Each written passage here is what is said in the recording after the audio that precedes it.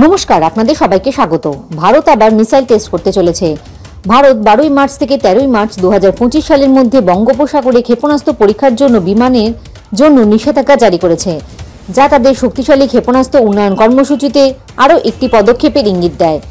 নির্ধারিত পরীক্ষা এলাকাটি 415 কিলোমিটার বিস্তৃত, যা পরীক্ষা করা ক্ষেপণাস্ত্রের প্রকৃতি নিয়ে জল্পনা কল্পনার জন্ম দিয়েছে। প্রতিরক্ষা বিশ্লেষকেরা দুটি সম্ভাব্য প্রার্থীর কথা বলেছেন: সুপারসনিক ব্রহ্মোস ক্রুজ ক্ষেপণাস্ত্রের একটি স্বল্প পাল্লার রূপ, অথবা অত্যন্ত প্রত্যাশিত অ্যাস্ট্রা MK3 গান্ডিব, একটি খুব দীর্ঘ পাল্লার দৃশ্যমান পাল্লার আকাশ থেকে নিক্ষেপযোগ্য ক্ষেপণাস্ত্র যা প্রায় 350 কিলোমিটার পাল্লার।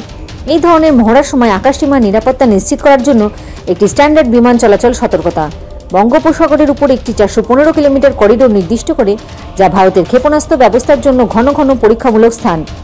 এই পরিসীমা ব্রহ্মোস এবং অ্যাস্ট্রা MK3 গান্ডিব উভয়েরই সক্ষমতার মধ্যে পড়ে, যা পরীক্ষার উদ্দেশ্য সম্পর্কে জল্পনা কল্পনার অবকাশ রাখে।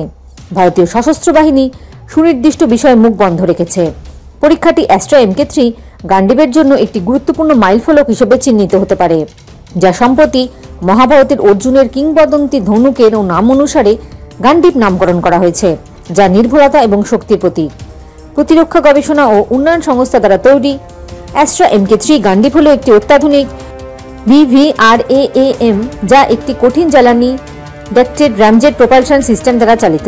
এই প্রযুক্তিটি টেকসই সুপারসনিক গতি ম্যাক 4.5 পর্যন্ত এবং 20 কিলোমিটার থেকে উচ্চতায় উৎক্ষেপণের মতন সর্বোত্তম পরিস্থিতিতে 350 কিলোমিটারের বেশি অপারেশনাল রেঞ্জ সক্ষম করে। জয় হিন্দ, জয় জওয়ান, জয় কিষান।